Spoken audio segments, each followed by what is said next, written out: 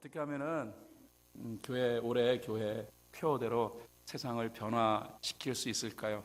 사실 세상을 변화시킨다는 것은 쉬운 일이 아닙니다. 왜냐하면은 우리가 접하고 있는 세상은 우리가 생각한 것보다 더 강해 보이잖아요. 우리가 어떻게 세상을 변화시킬 수 있을까 늘 고민되지 않습니까?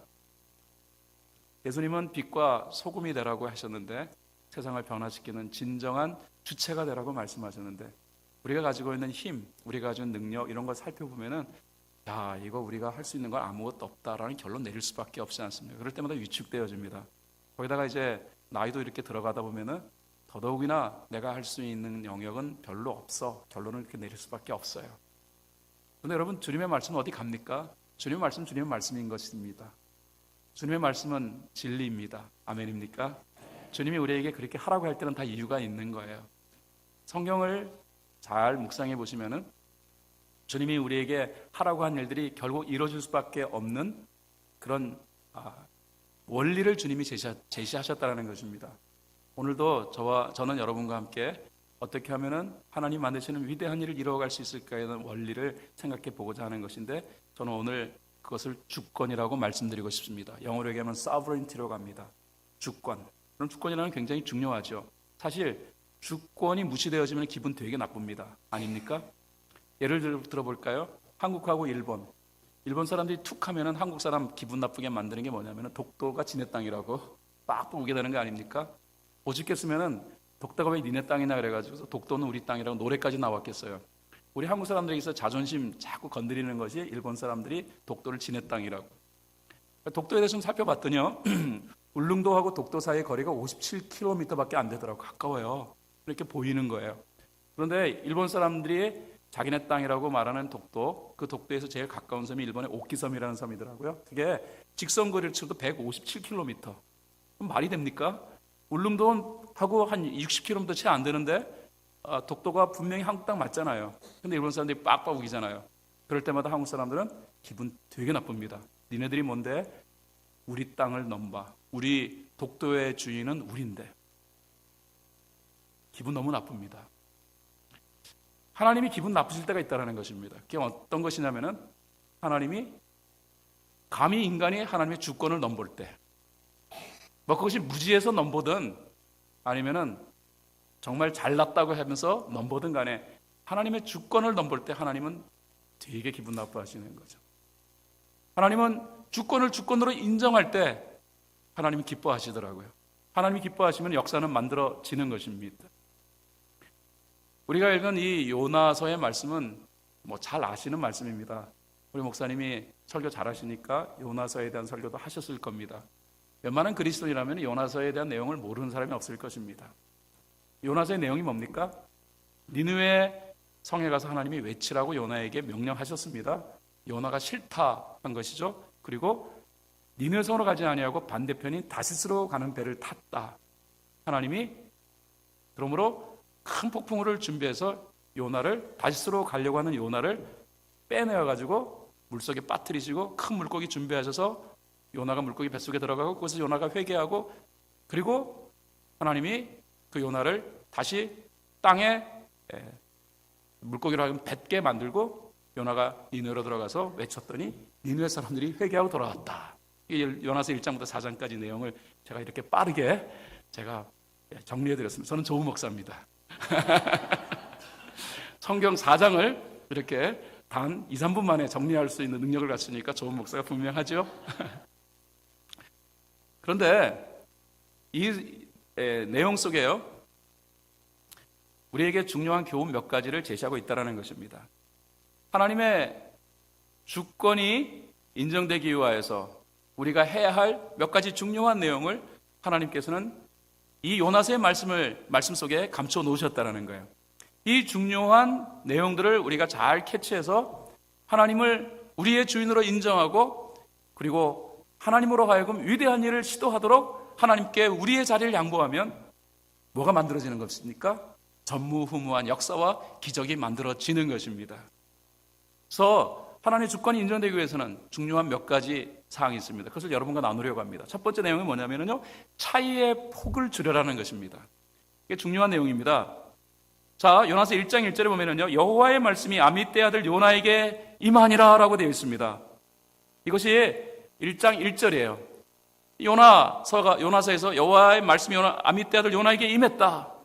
그런데 요나서 1장 3절에 보면은요, 이 말씀을 요나가 거부합니다. 성경은 그러나라고 기록되어 있어요. 그러나라는 접속사를 사용했습니다. 하나님은 요나에게 말씀을 주셨습니다. 그러나 요나가 여호와의 얼굴을 피하려고 일어나 다시스로 도망하려 하여 욥바로 내려갔다.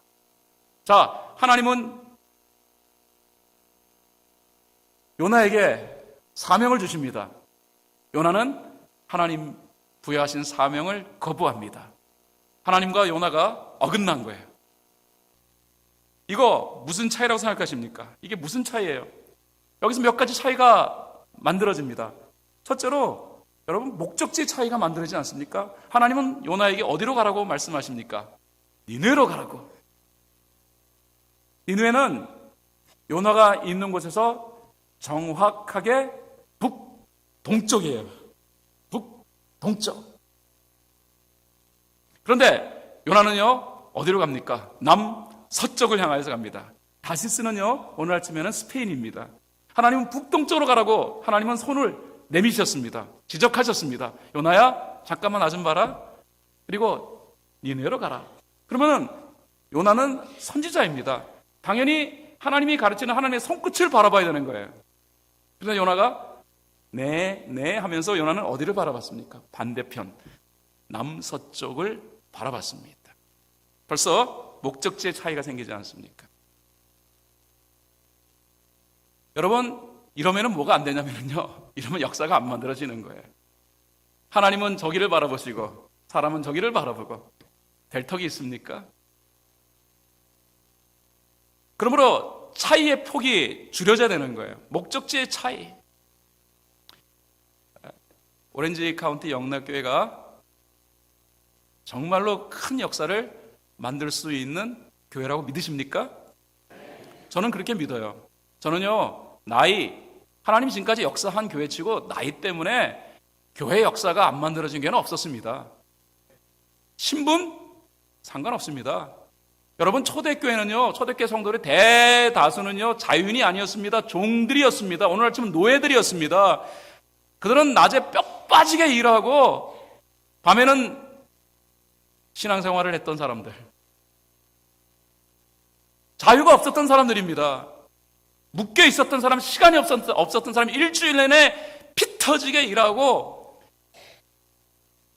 쉴 틈도 없이 수고했어야 될 그 사람들이 바로 초대교회 성도들의 대다수를 차지했다는 말입니다. 시간이 없는 사람들이 무슨 일을 할 수 있어요? 그럼에도 불구하고 우리는 역사를 통하여 잘 알고 있는 것은 그 초대교회가 어마어마한 부흥을 이루었다는 것입니다.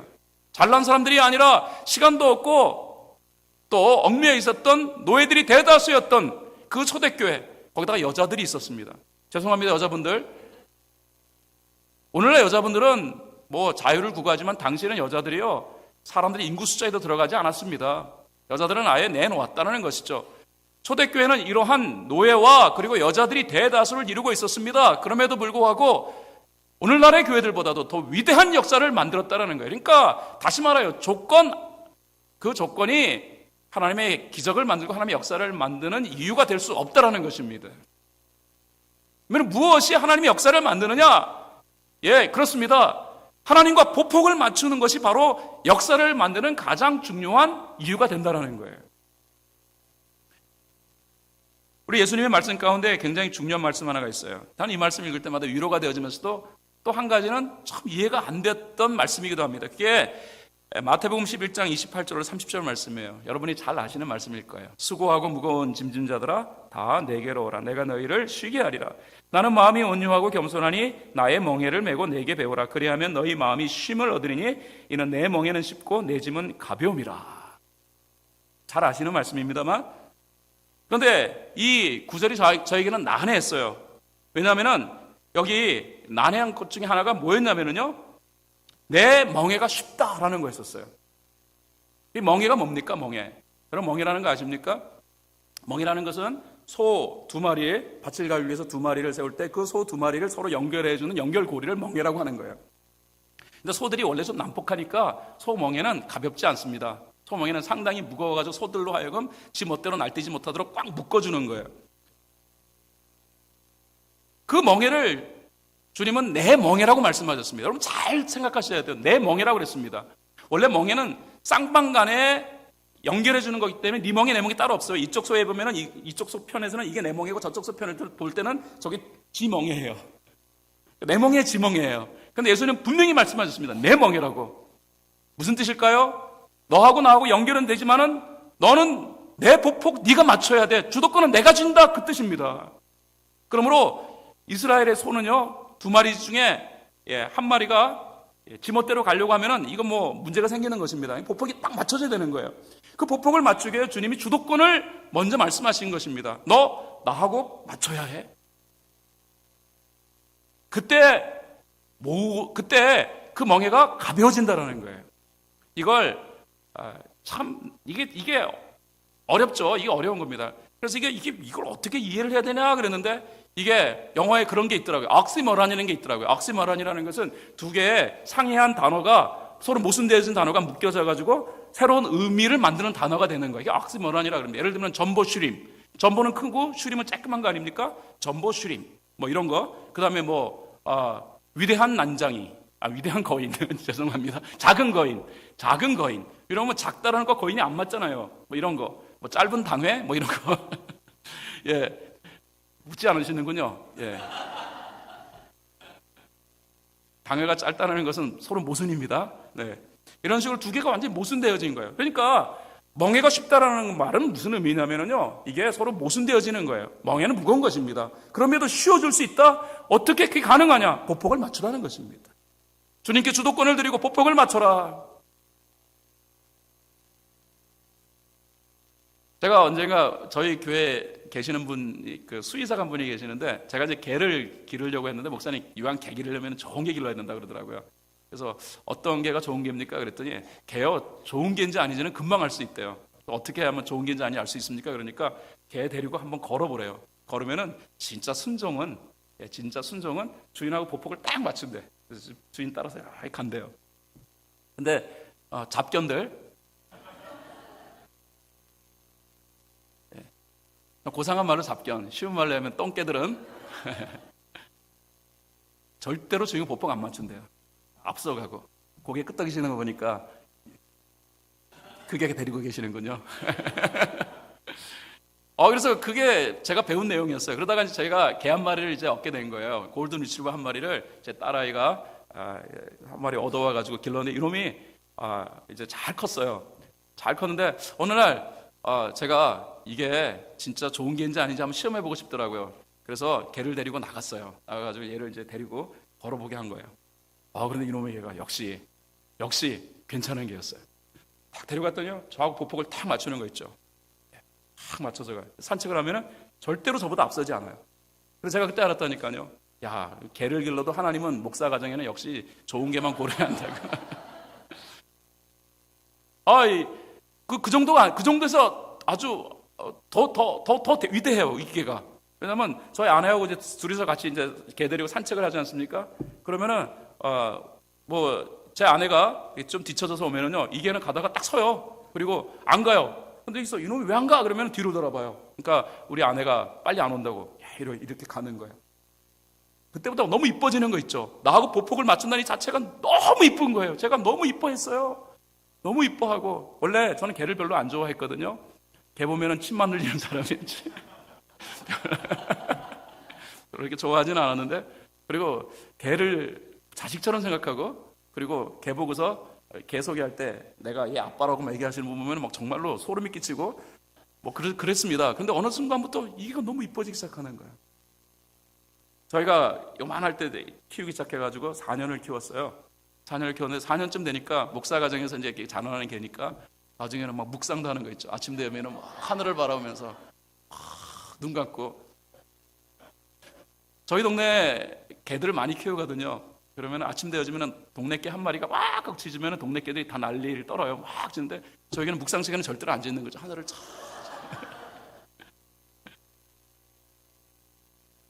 어떤 찬송가도 하는 것 같아요. 어떤 때는.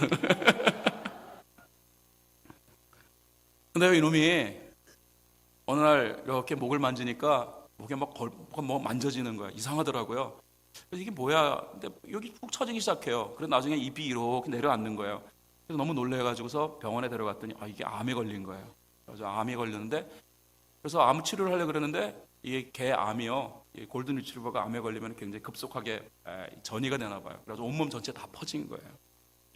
그래서 5살 됐을 때 이게 암에 걸려가지고서, 그런데요, 이게 이놈이 암에 걸려서 얼마나 고통스럽겠습니까? 고통스러운데도 이게 제가 교회에서 이제 일 마치고 교회 오지 않습니까? 이러면은 나중에는 거의 힘을 못 썼습니다. 일어나기도 어려운데도 제가 거라지를 탁 열면은 이제 그 녀석이 비틀거리며 일어나는 거예요. 일어나가지고 꼬리를 쳐요. 저를 바라보면서. 그럼 제가 차에서 이렇게 바라보면은 힘들게 꼬리를 치는데 정말로 저를 반겨하는 거 있죠. 그래서 제가 가지고서 이름이 콜이었습니다. 콜이야. 그러면은 막 얼굴이 비벼요. 죽기 전까지 저를 기쁘게 하려고.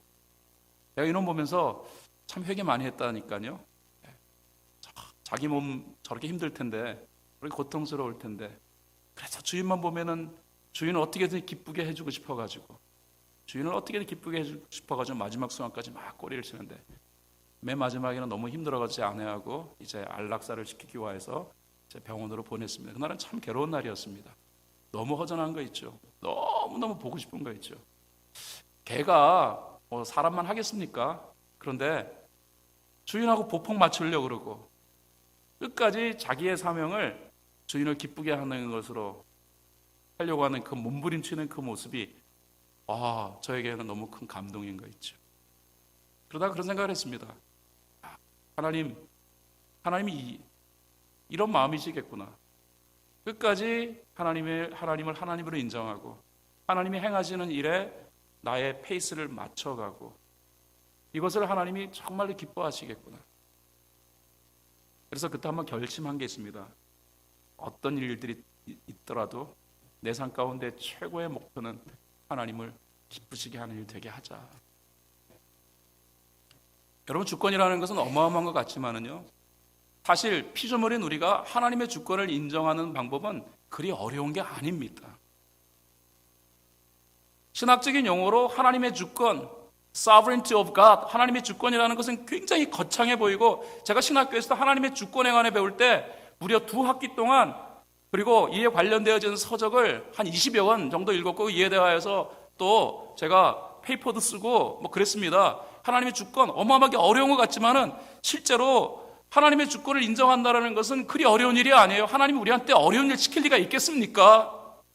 하나님은 우리가 행할 수 있는 일을 우리에게 명령하시는 거예요.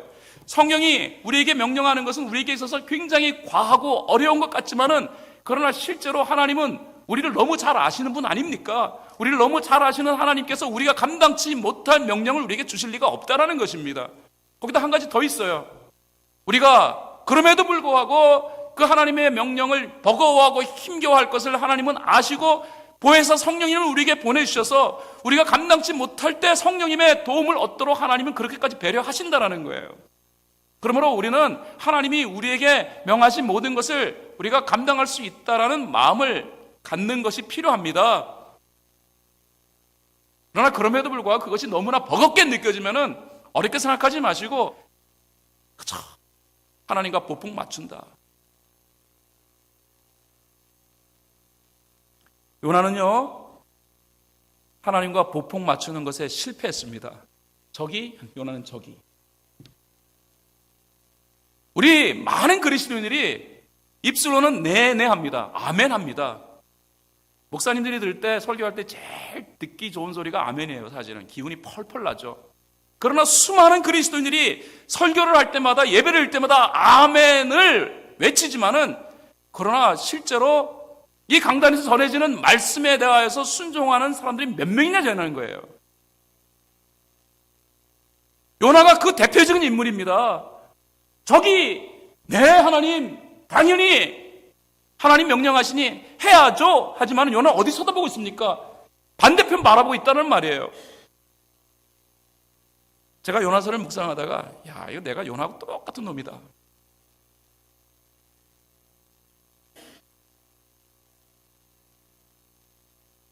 하나님께서 요나에게 나 너밖에 없어라고 말씀하셔서 요나를 부른 것입니다. 요나서 1장 1절 하나님 말씀이 아미떼 아들 요나에게 임하니라. 그 뜻은 바로 너밖에 없다.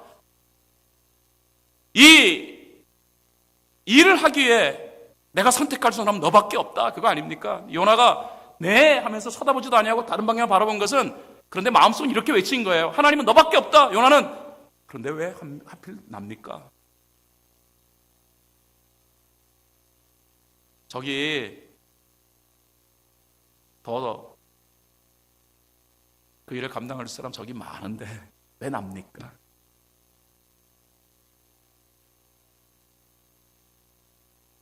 저희 어머니는 태어나시면서 후천적으로 저희 어머니는 이 심장 질환을 앓으셨습니다. 류마티스 심장 질환을 앓으셔가지고 그래서 17살 때 그 심장 질환을 앓기 시작하셨대요. 그리고서 이제 우리 어머니 결혼하시고 하셔서 저희 어머니는 그 심장 질환으로 오래 못 산다는 의사의 그 진단을 받으셨다고 하더라고요. 결혼도 못 할 거라. 결혼하면은 당신 애 낳다 죽는다고. 근데 저희 아버님하고 결혼하셨어요. 그래서 이제 저를 가지신 겁니다. 근데 의사가 애 낳지 말라고, 애 낳는 순간 당신은 죽는다 그랬는데 우리 어머니가 목숨을 걸고 저를 낳으신 거예요.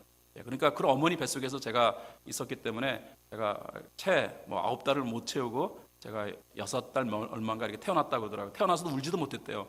아주 울지도 못하는 저희 할머니가 어떻게 살려놔가지고 울기도 했다 그러더라고요. 근데 우리 어머니가 그러면서 저를 낳으면서 더 심장이 더 나빠지신 거예요. 그래가지고 아예 몇 걸음 걸어가시면은 힘들어하시고 제가 이제 초등학교 입학식 날 지금도 기억합니다. 비가 부슬부슬 쏟아지는 날, 초등학교 입학하는 날이었는데 어르신들이니까 대부분 아실 겁니다. 우리 한국에서 초등학교 국민학교죠. 국민학교 입학하는 날 여기다가 이렇게 수건 딱 걸어가지고 김지성 하고 가방 메고 그리고 이제 가는 거예요. 얼마나 신나는 날입니까? 그런데 그날이 비가 막 쏟아지는데 저는 그날 처음으로 우리 어머니가 다른 어머니하고는 좀 다른 어머니라는 사실을 그때 알게 된 거예요. 왜냐하면은 비가 막 쏟아지는데 제가 다니던 그 학교 가는 길이 오늘 요즘에는 뭐 이렇게 다 포장이 돼서 그렇지만은 그때는 포장이 안 돼가지고서 진흙탕이었었어요. 그러니까 이렇게 비가 오는데 걸어가면은 막 그 진흙물이 막 튀어오르니까 그러니까 어떻게 하냐면은 전부 다 어머니들이 애를 다 업고 그리고 학교에 이제 입학식 하러 오는 거예요. 그런데 저는 이제 어떻게 했냐면 우리 어머니는 업을 수가 없어요. 걸어가시는 힘드신 분인데 그런데 제가 여기다가 가방을 딱 메고요. 그리고 우리 어머니 가방을 여기 들고 우산을 이렇게 잡고 그다음에 어머니를 팔을 끼고 어머니를 부축해서 제가 걸어갔다니까요. 그때 처음으로 알았어요. 야, 세상 어머니는 우리 어머니가 다 다르구나. 힘이 없으셨습니다. 그리고 계단, 이제 학교 계단이 이렇게 있었습니다. 계단이 제법 있었어요. 계단을 올라가는데 우리 어머니는 한 계단 가시고서 주저앉으시고 숨 내쉬고 또 한 계단 올라가서 숨 내쉬고 그렇게 이렇게 하시는 분이세요. 그러니까 뭐 힘이 아주 없으신 분이시죠. 그런 분이신데 힘이 없으신 분이란 말이에요. 제가 그 말을 좀 하고 싶었던 겁니다. 그런데 우리 어머니는 저에 대하여서 잘못할 때마다 나무라실 때는 어디서 힘이 생겼는지 예를 들면은 제가 거짓말을 하잖아요. 그러면 우리 어머니 거짓말하는 걸 못 참아 하시더만요. 그래서 거짓말하면은 그러면은 회초리를 들고 내리치시는 거예요. 그런데 그게 얼마나 아픈지 나중에는 맞다가 피하다가 더 이상 피할 수가 없어가지고 어머니 손을 딱 잡았어요. 그럼 어머니 힘이 없으신 분이니까 손 내리셔야 해요. 그런데 힘이 그냥 너무 세신 거예요. 그걸 뿌리치시면서 또 때리시는 거예요. 내가 거짓말하지 말라 그랬는데 네가 그렇게 거짓말을 하냐고. 이 엄마의 마음을 이렇게 힘들게 하냐고 막 때리시는 거예요. 그래서 그때 느낀 게 우리 어머니 나 되게 미워하시나 보다. 한 번은 학교 성적이 아주 안 좋아가지고 성적표를 숨겨놨다가 어머니가 성적표 내놓으라 해서 뭐 받은 적 없다고 아직까지 안 나왔다고 그래서 어머니가 학교 전화해가지고 발각됐어요. 그날 우리 어머니가 저를 부르시더니 잘못했냐고. 잘못했다 그랬죠. 그랬더니 여기 종아리 거두라고 내려치는 거예요. 너무너무 아팠어요. 그래서 엄마 잘못했다고. 내가 정말 잘못했다고. 네가 성적이 나빠서 때리는 게 아니라고. 네가 거짓말했다는 이 사실 때문에 이 엄마는 이렇게 가슴이 아프다고 막 그러는 거예요. 그래서 엄마 나 이렇게 미워하지 말아달라고. 네가 미워서 이러는 게 아니라고 그러면서 막 때리시는데 나중에는요 피를 토하셨어요. 그리고 심장병 환자니까 피를 쫙 토하시면서 때리는데 그때 피를 토하면서까지 저를 때리시는 그 어머니 그 마음을 그 순간에 딱 이해하는 거죠. 우리 엄마가 피 토하면은 하던 일 중단하는데 피를 토하면서 나를 때려? 그 순간에 굉장히 생각이 복잡했어요. 그래서 엄마 나 왜 때리는 거야? 그랬더니 우리 어머니가 셔츠를 탁 놓으시면 말이야. 나는 네가 내 모든 거라고. 너 낳는다면 다 죽는다 그러면 나 목숨 걸고 너 낳았다. 근데 이놈아 네가 그래 거짓말을 하냐고. 네가 거짓말하면은 엄마의 꿈은 다 날아가는 거다. 그러면서 엉엉 우시는 거예요. 그때 철저하게 깨달았어요. 엄마가 나를 무지 사랑하시는 거예요. 엄마가 나를 진짜 사랑하시는 거예요. 여러분, 하나님이 언제 기뻐하시겠습니까? 하나님의 심정을 전적으로 이해할 때 하나님은 가장 기뻐하신 거 아니겠습니까?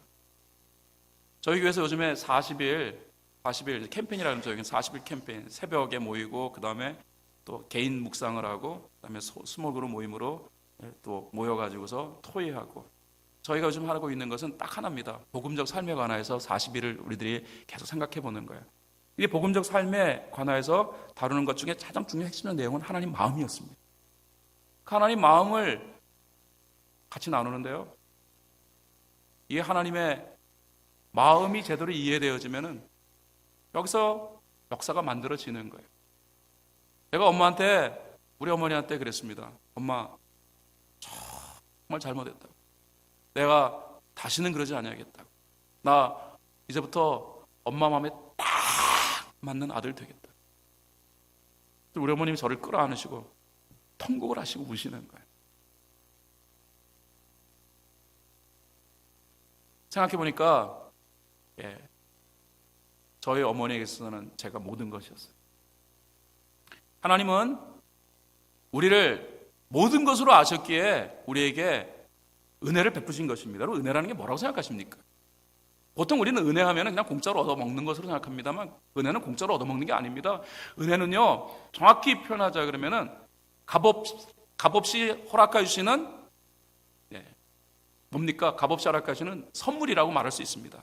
우리가 뭐 잘나서가 아니라 값없이 허락해 주는 선물. 그러나 그것으로 은혜를 정의하는 것은 충분치 않습니다. 진정한 은혜는 뭐냐면은 사랑했기에 값없이 주는 거예요. 그냥 하나님이 기마에 쓰시려고 그냥 공짜로 주시는 게 아니란 말입니다. 사랑했기 때문에 주시는데 그럼 뭘 주셨습니까? 우리 편에서 보면 그것은 공짜입니다. 하나님이 그냥 값없이 줬으니까 내 공로와 내 행위 이거로 인하여서 준 거 아니니까 우리 편에서 볼 때는 그건 공짜 맞지만은 하나님 편에서 보면은 말입니다. 그것은 어마어마한 값을 치르는 행위였다니까요.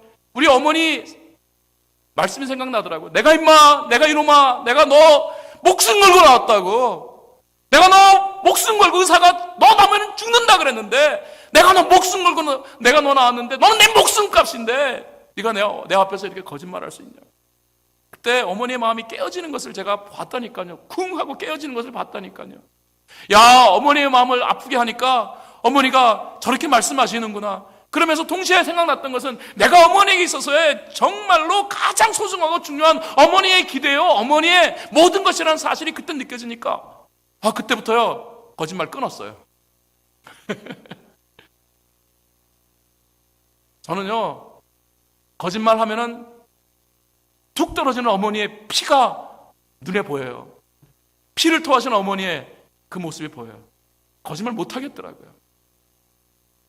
우리에게 허락되어진 이 신앙의 삶에 그리스도의 피가 배어 있는 걸 여러분 아십니까? 구구절절한 예수 그리스도의 피가 배어 있단 말입니다. 그게 은혜라는 말이에요. 그래서 은혜의 뒷면에는 그리스도의 피가 범벅되어 있는 거예요. 그거 생각하면은 이 은혜를 그냥 가볍게 지나칠 수가 없는 것이죠. 그러면 그 순간 하나님 말씀이 우리에게 있어서는 굉장한 의미로 다가오는 거죠. 요나는 하나님의 은혜로 인하여서 선지자가 된 것입니다. 어쩌면 지가 잘나가지고 지가 말을 잘하고 지가 똑똑해가지고 선지자가 됐다고 생각했는지 모르겠습니다. 그러나 엄밀하게 말하면 하나님의 은혜에 의하여 요나는 선지자로 부르심 받은 것입니다.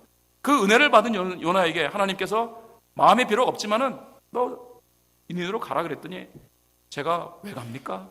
왜? 하나님 말씀하시는 거예요. 너밖에 없으니까. 왜 하필 접니까?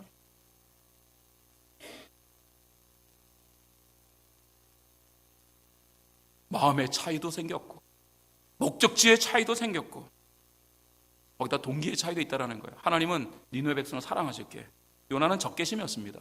그것 충분히 이해는 가요. 왜냐하면 니느웨 백성들은 요나에게 있어서는 민족적 원수들이었으니까. 안 하고 싶은 건 당연하죠. 여러분 보고 북한 가가지고서 북한 사람들에게 복음 전하라 그러면은 복음은 전해야겠지만 하나님이 전하라고 하겠지만은 저 빨갱이들 그런 마음 안 들겠습니까? 저도 들터인데요. 그럼에도 불구하고 하나님은 요나를 주목하셨다라는 것입니다. 왜? 요나는 하나님의 사람이니까. 저는 우리 하나님께서 그런 생각이 들어요. 오렌지 카운티 영락교회 교인들을 주목하고 계신다. 왠지 그런 생각이 들어요. 본당에 들어오면서 주목하시는 하나님. 갑자기 생각이 났어요. 제가 들어오면서 잠깐 기도했습니다. 오늘 제가 메시지 전할 테니까 하나님께서 이 메시지에 기름 부어 주십시오. 제가 이렇게 오면서 기도를 했는데 근데 그 순간에 잠시 드는 생각은 하나님이 주목하시는 교회 이런 생각이 드는 거 있죠. 이거 그냥 와가지고 여러분에게 뻥치는 거 아닙니다.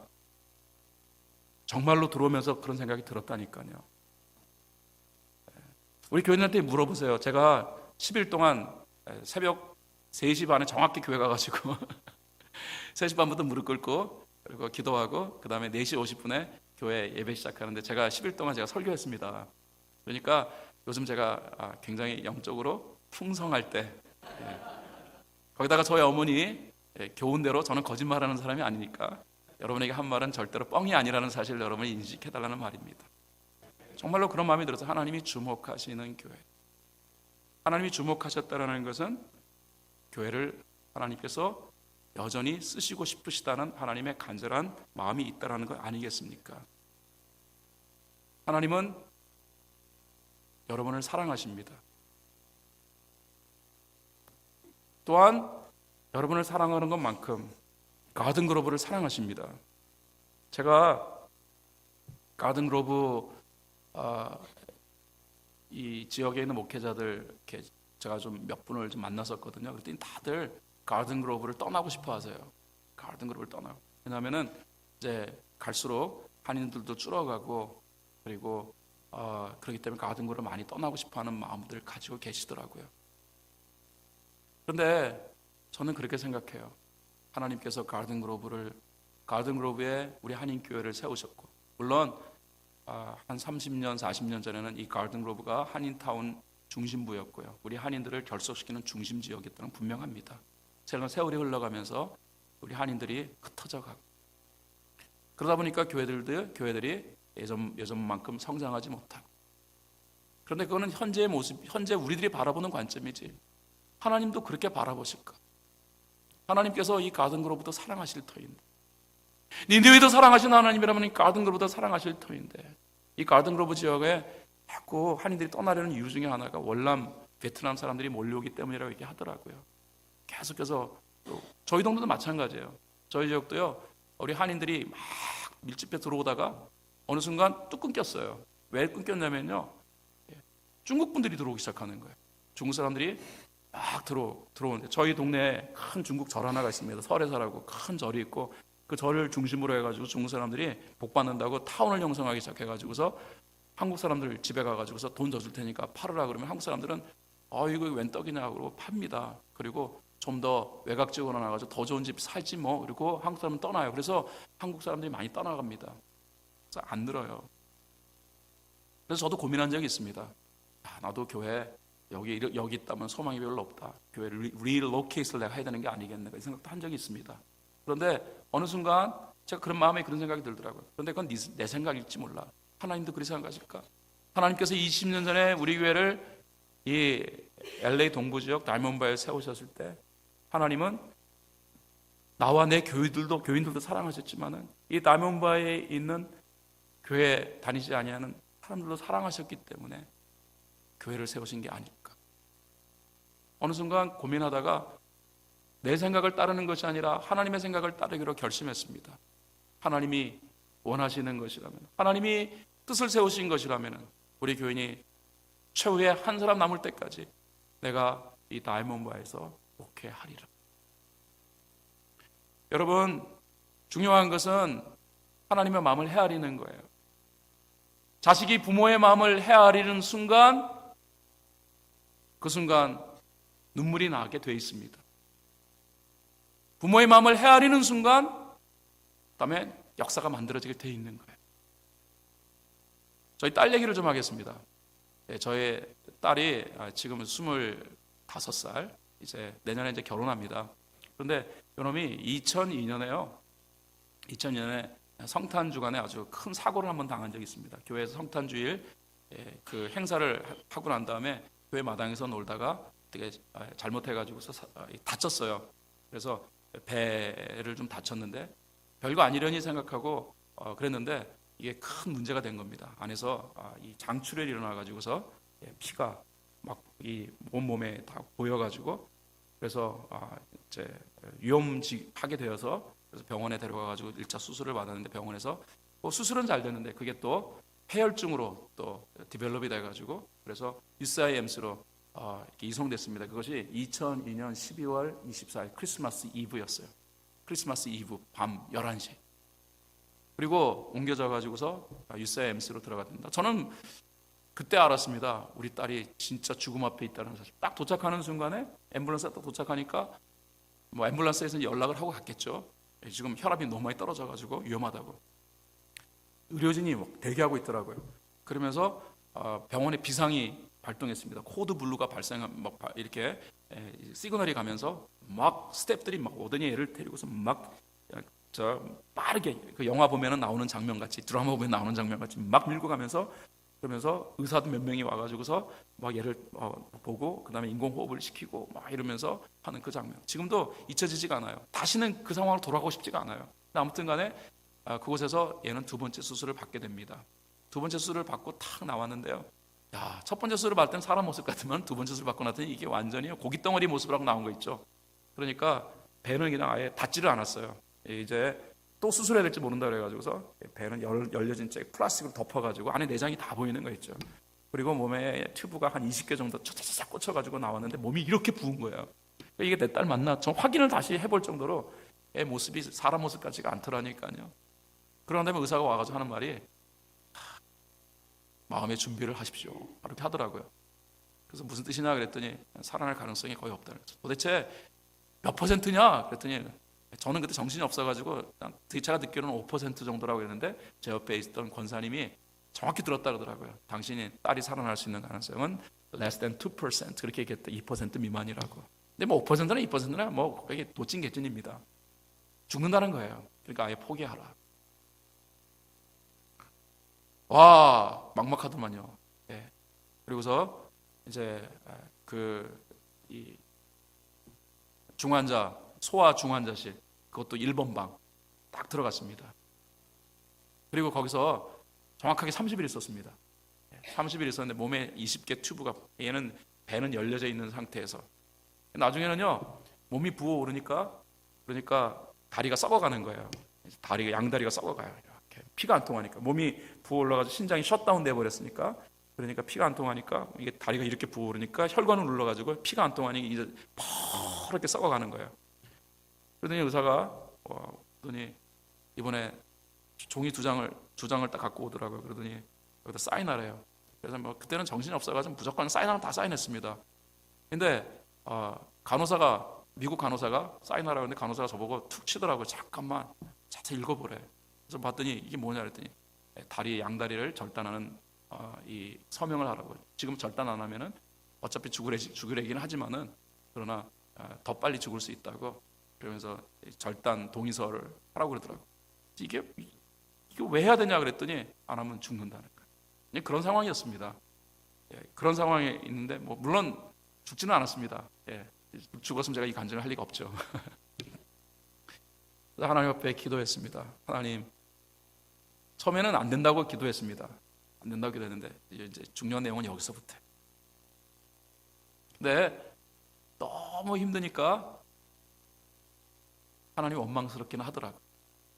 너무 원망스러웠어요. 근데 이제 그 UCMC에 조그만 채플 하나가 있었는데 그 방에 들어가가지고서 어느 날 이제 기도를 다 하는데 바로 그날이었어요. 다리 자르라고 한 날. 제가 좀 기도 좀 해보고 그리고 결정하겠다, 사인하겠다고. 그리고 그 방에 와가지고 앉았는데 너무 허탈하고 그러다가 너무 가슴이 아프더라고요. 가슴이 미어지고. 그래서 제가 하나님 앞에 기도했습니다. 하나님, 해도 너무하는 거 아닙니까?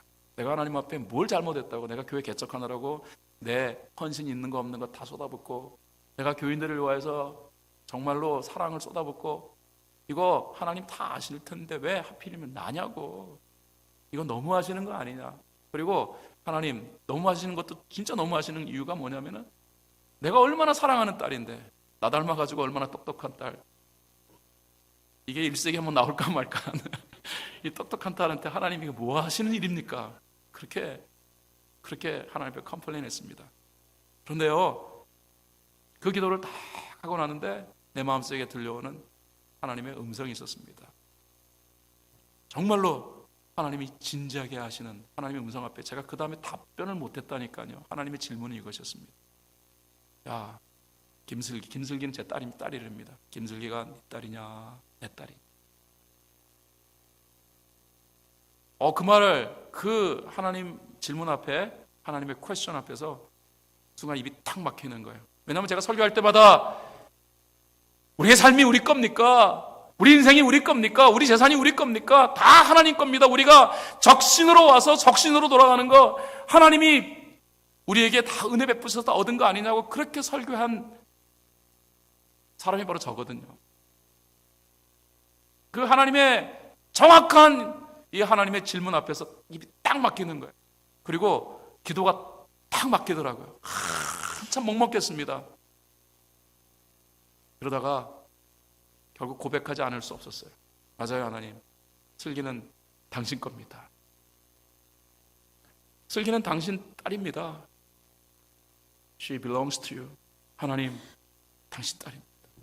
그리고 엉엉 울었습니다. 그 말하고 났더니 얼마나 서러운지. 그런데 맞는 말이었어요. 서럽지만은 내가 바른 말 한 거였어요.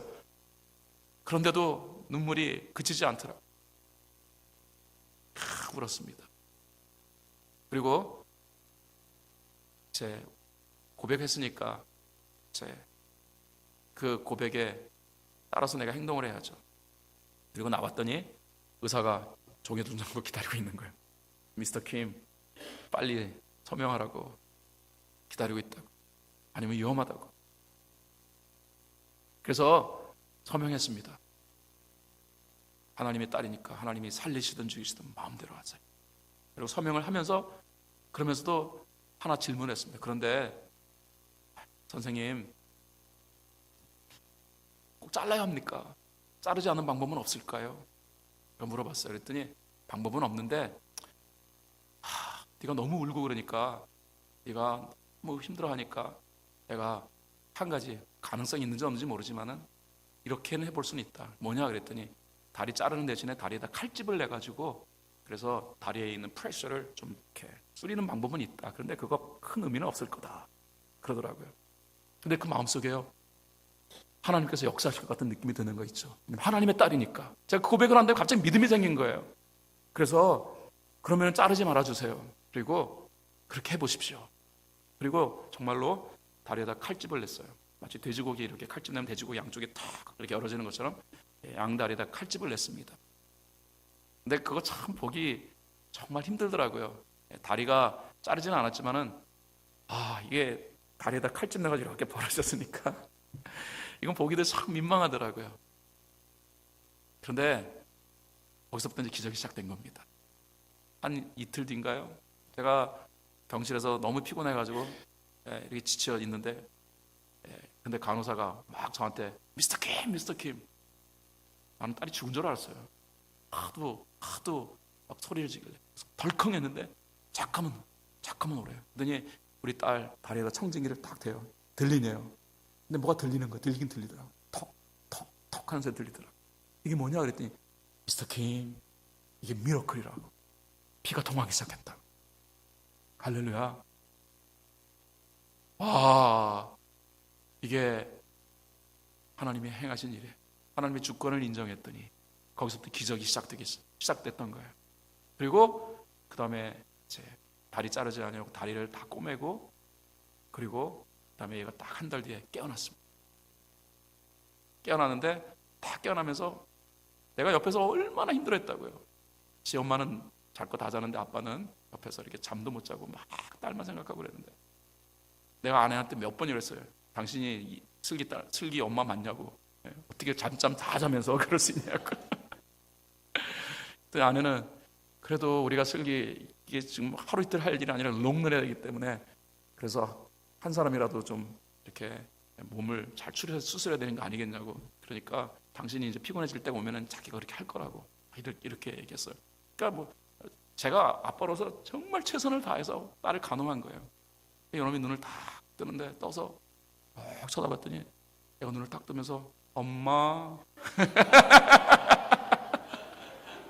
마미 야, 근데 어리도 너무 기쁜 거예요. 섭섭했다면은 아빠 얼마나 좋았을까. 그런데 엄마, 그게 너무 섭섭했지만 그러나 깨어났습니다. 그리고 살아났어요. 제가 그때 알았습니다. 모든 역사의 출발은 하나님의 주권을 인정하는 것으로부터 시작되어진. 사실 하나님이 주권을 인정한다는 것은 어떤 면에서 보면은 포기하는 것이기 때문에 쉽지는 않을 수는 있어요. 저는 어렵지는 않다고 생각합니다만 그러나 쉽지는 않을 수도 있겠다 생각해요. 왜냐하면 여러분 재산, 여러분 거냐 하나님 거냐 그러면은 입으로는 하나님 거라고 할 수 있지만은 그러나 마음으로는 내 끼지 뭐. 그리고 하나님이 그 재산 내놔라 그러면은 그거 기쁘게 생각할 사람은 어디 있겠습니까? 다 나의 영광을 위하여 내놓아라 그러면은 쉽게 내놓지 못할 거예요. 그런 의미에서 보면은 입으로는 주권을 인정하지만 실제로 우리가 하나님 주권을 인정하는 건 쉽지는 않을 것입니다. 그래요. 그것은 어려운 일이에요. 요나도 쉽지는 않았을 겁니다. 왜냐하면은 요나에게는 민족적 감정이 있었으니까. 그 니느웨 사람들은 이스라엘 사람들에 대하여서는 원수입니다. 민족적 감정이 있는 니느웨 사람들 구원하시겠다라는 하나님 앞에서 요나의 마음이 편할 리가 있겠습니까? 하나님이 뭔데 하나님께서 우리 민족의 원수를 저렇게 구원하려 하십니까? 그것이 요나가 표현하고자 하는 마음이었단 말입니다. 물론 요나는 대놓고는 말하지 않았어요. 그러나 우리가 요나서 1장부터 4장까지 읽어다 보면 요나가 표현하고자 하는 핵심적 내용은 그거였었습니다. 요나는 꽁 했던 거예요. 하나님, 아무리 하나님이라도 이것만은 안 됩니다. 하나님, 저 니느웨 백성은 우리에게서의 원수입니다. 어떻게 그들을 구원하시려 하십니까? 하나님, 정말 말도 안 되는 일을 하나님이 행하시려 하는 것입니다. 하나님이 그래도 가야 된다 그러니까 요나가 삐진 거예요. 싫습니다. 나는 따를 수 없습니다. 그리고 요나는 자기의 길을 가려 했던 것입니다. 이게 주권 인정하는 게 얼마나 어려워요. 그런데 여러분, 그럼에도 불구하고 주권이 인정되어지니까 어떤 역사가 벌어집니까? 사실 니느웨 사람들이 요나가 가가지고서 외친다 그래가지고서 그 음성을 듣고 그들이 회개할 사람들입니까? 그들은 이미 이스라엘 사람들에 비하면은요 힘을 가진 사람들이고 이스라엘 사람들 얕보는 사람들이에요. 우리 앞에서 한 줌 제도 안 되는 것들이 하면서 언제든지 이스라엘을 공격해 이스라엘을 멸망시킬 준비를 하고 있었던 사람들이란 말입니다. 그런데 그 이스라엘 자기들이 볼 때 나라 같지도 않은 나라 이스라엘이라는 선지자가 와가지고서 이 성이 40일 후에 폭삭 주저앉을 것이다. 하나님의 심판을 받을 것이다. 그러면 코웃음 치지 누가 그걸 받아들이겠냐는 거예요. 근데 그럼에도 불구하고요. 그 콧대 높은 니느웨 사람들이 요나가 외치니까 제가 성경 읽어보니까 그 성이요 대단히 큰 성이라고 되어 있습니다. 이 성 끝에 저 성 끝까지 다 가려면 사흘길도 부족하다고 되어 있는데 요나가 그냥 하루 만에 끝내버린 겁니다. 아마도 요나는 정열적으로 외친 것 같지는 않아요. 입으로는 니네 성이 무너집니다 하지만 속으로는 내 말 듣지 마 하고 이것들아 절대로 내 말 듣지 마 하고 아마 그렇게 외쳤는지 모르겠는데 그냥 정말 소극적으로 그냥 마음에도 없는 행동을 한 거예요. 그런데 여러분 어떤 일이 벌어집니까? 그 사람들이 난리가 난 거예요. 그래가지고 회개하고 난리가 나지 않습니까? 기적이 만들어지는 것입니다. 여기 중요한 내용이 담겨져 있습니다. 하나님을 향한 주권이 인정되어지면 상상도 할 수 없는 역사가 만들어진다는 것입니다. 한인들이 다 빠져나간, 가든로브는 한인들이 빠져나가는 것, 여기서 모여봤자 몇 명이나 모이겠어, 전도할 대상도 별로 없어 라고 여겨질 수 있는 이 가든로브, 정말 그럴까요? 저는 그렇게 생각 안 합니다. 하나님의 주권이 인정되어지고 이것도 여전히 하나님이 사랑하실 곳, 40년 전에 이 오렌지 카운티 영락교회를 하나님이 세우셨을 때는 온전한 가든그로브의 성시화를 위해 세우신 것이 분명하다고 생각합니다. 그러면요, 하나님의 주권이 인정되어지면 이곳이 부흥할까요, 안 할까요? 합니다.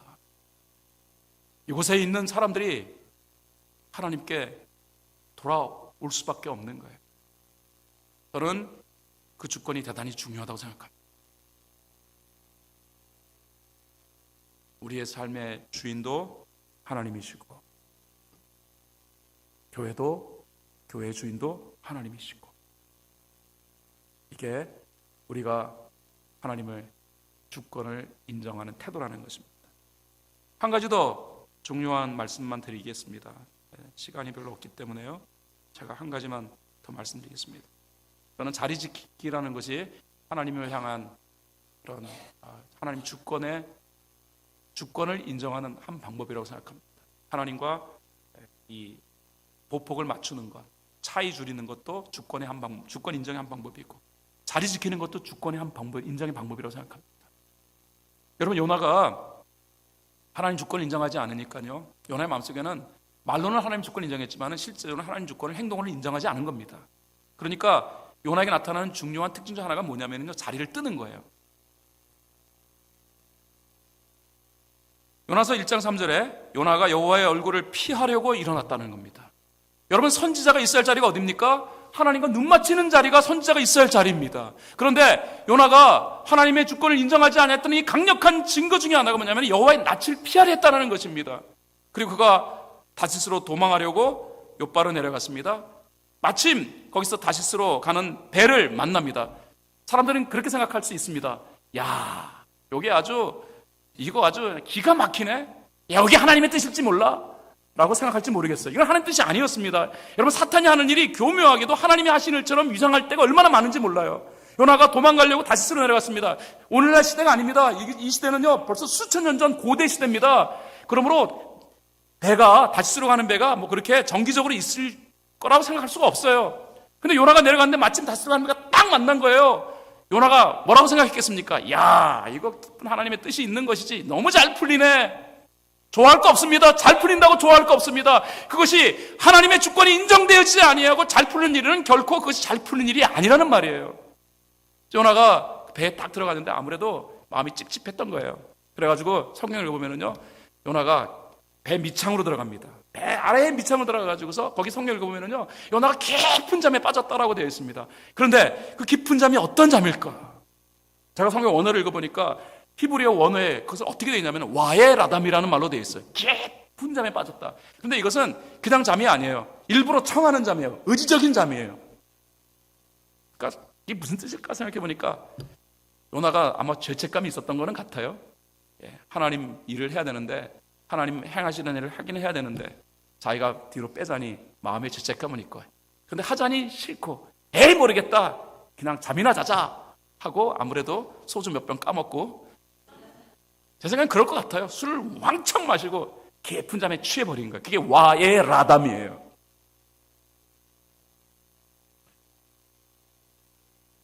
예수 믿는 사람과도 이런 분들 굉장히 많습니다. 뭘 하자 그러면 안 할 수는 없어요. 내 직분이, 내 신앙 연조가 몇 년인데. 그런데 하자고 하니 안 할 수는 없고, 내 피하자니 양심의 가책은 생기고,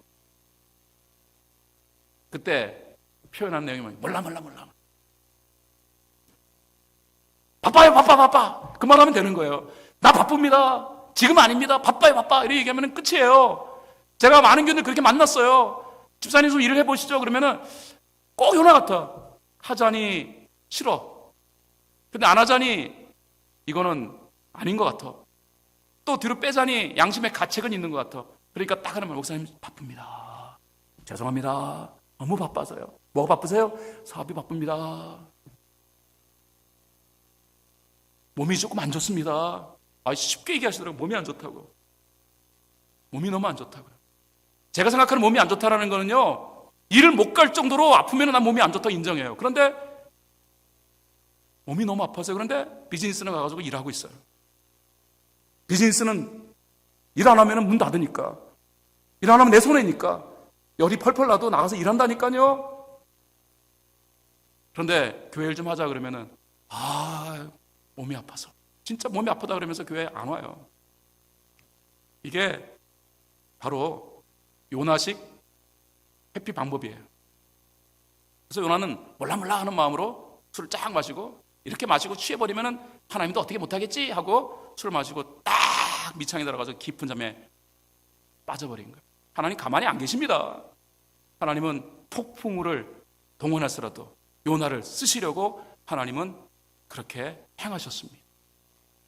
나는 여기서요, 하나님 주권 인정한다는 것은 다른 거 아니다. 자리 지키는 것이다. 요나가 있어야 할 자리, 하나님과 눈 맞추는 자리에 있어야 요나가 있어야 할 자리란 말입니다. 그런데 하나님은 낯을 피하려 했다. 세상에서 가장 추잡한 게 뭔지 아십니까? 자리 이탈입니다. 그걸 고상한 말로 탈선이라고 합니다. 여러분, 기차가 멋있어 보일 때는 어디에 있는 거냐면요, 레일 위에 딱 있을 때는 멋있어 보여요. 한국의 KTX 멋있는 기차 아닙니까? 레일 위에 딱 있으면 아주 사진 딱 찍으면 멋있죠. 그런데 그 KTX 기차가 레일을 벗어나 가지고 논두렁에 탁 서 있어요. 여러분, 그거 멋있어요? 이건 탈선입니다. 신문에 나옵니다. 탈선 KTX. 여러분, 금붕어 열대어, 비싼 열대어, 어항 속에서 놀리고 있는 이 열대를 바라보면서, 야, 너무 이쁘다. 저런 너무 이쁘네. 그래, 너무 이쁘다고 그놈을 톡 어항 속 끄집어내가지고 침대 위에다가 탁 올려놨더니 침대에서 펄떡 뛰고 있어. 그거 보고서 예쁘다고 하는 사람 있어요? 다들 뭐라고 얘기합니까? 그 징그러워 그러죠. 여러분, 아름답다라는 것은 뭐냐면은 있어야 할 위치에 있는 것이 아름다운 것입니다. 있어야 할 위치에서 벗어나면은 아름답지 않습니다. 징그럽습니다. 때때로는 추잡하게도 보이는 것입니다. 요나를 이해하면서도요, 요나가 왠지 모르게 조금은 좀 추잡스럽게 보이는 것, 이유가 무엇일까? 저도 요나 같을 때가 많아요. 요나같이 이런 이론을 가지고, 논리를 가지고 하나님이 제게 주시는 일들을 피하려고 했던 때가 많이 있습니다. 이해는 해요. 그럼에도 불구하고 요나서를 읽으면서 왠지 요나가 조금 좀 추잡해 보이는 이유가 뭘까? 꼼꼼히 생각해보니까 탈선이구나. 요나가 탈선했구나. 선지자가 있어야 할 자리에 머물지 아니하고 엉뚱한 데가 있었구나. 세상에서 가장 보기 싫은 게 바로 탈선이다. 목사가 있어야 할 자리에 있지 아니하면 보기 싫은 것입니다. 장로가 있어야 할 자리에 있지 아니하면 보기 싫은 것입니다. 권사가 있어야 할 자리에 있지 않으면 보기 싫은 것입니다. 안수집사가 있어야 할 자리에 있지 않으면 보기 싫은 것입니다. 이런저런 이유로 잠시 내가 자리 벗어나겠습니다 말할 수는 있지만은, 그러나 어느 누가 보기에도 그것은 아름답지 아니하는 거예요. 성도가 있어야 할 자리는 교회인 거예요. 성도가 있어야 할 자리는 예배의 자리입니다. 성도가 있어야 할 자리는 기도의 자리입니다. 성도가 있어야 할 자리는 하나님을 향하여 섬기는 자리입니다. 그 자리에 있을 때 가장 아름다운 거예요. 바로 그 아름다움 속에서 하나님의 주권이 인정되어진다고 하나님은 그렇게 이해하시는 것이고, 하나님이 그렇게 이해하시면 그 순간부터 역사가 만들어지는 것이죠. 사랑하는 여러분 모두가 하나님이 여러분에게 부여하신 자리를 잘 지키셔서 하나님 앞에서 사랑받는 여러분 될 수 있기를 바랍니다. 그 자리 지키고 하나님 앞에 사랑받는 이유는 하나님은 그것을 주권으로 인정하는 행위로 간주하시기 때문에 그렇습니다. 그럼 그 순간부터 하나님은 어마어마한 역사를 행하시는 것입니다. 여러분 모두가 이러한 모습으로 올 한해 멋있게 살아가지고 하나님 앞에서 주권 인정받는 자의 모습, 하나님으로부터 인정받는 그런 모습으로 살아가셔서 여러분의 교회가 하나님의 기적을 또 경험하고 여러분의 이 올해의 표어처럼 이 세상이 오렌지 카운티 영락교회 때문에 가든그로브가 영향을 받고, 아니 제가 바라기는요, 여러분 교회가 저희 교회까지 좀 깨어졌으면 좋겠습니다. 예, 저희 교회까지. 물론 저희 교회가 여러분 교회를 먼저 깨울 수도 있을 수도 있겠지만은, 예, 아무튼 간에 서로 간에 우리의 자리를 잘 지켜서 하나님의 주권을 인정함을 통해서 서로 간에 깨워주고 서로 간에 도전하는 역사가 만들어져 하나님의 영광을 받으시는 2018년 됐으면 참 좋겠습니다. 여러분 모두를 축복하고요, 여러분의 삶 속에 하나님이 허락하시는 한량없는 은혜들이 날마다 흘러넘치는 삶을 살아갈 수 있기를 간절한 마음으로 축원하며 기도드리겠습니다. 기도하겠습니다.